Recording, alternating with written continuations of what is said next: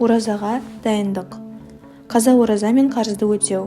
Рамазан айы басталмай тұрып, өткен жылдағы қаза болған ораза күндерін толықтырып қойған абзал. Сонымен қатар, ақшалай қарыздарды қайтарып қойған жөн. Оразаға қатысты парыз бен сүннетті, оразаны бұзатын және бұзбайтын амалдарды тағы бір мәрте қайталап оқып алған жөн. Ағзаны дайындау. Бірден ұзақ уақыт бойы нар татпай жүрсе, ағзада үлкен өзгерістер болуы мүмкін. Сол себепті күнделікті ішіп жүрген тамақ көлемін азайта бастаған жөн. Жаман індеттерден арылу. Өткен жылы ораза барысында жіберген қателіктер болса, оны осы айда қайталамауға тырысу қажет. Рамазан айында тек тамақтан ғана тыйылмай, ұйқы режимінде реттеу керек. Ерте ұйықтап, ерте тұру тәртібін қалыптастырып алған жақсы.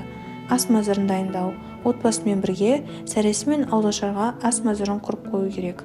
Ораза кезінде тұзды, майлы, қуырылған және газдалған өнімдерді азырақ тұтынған жөн.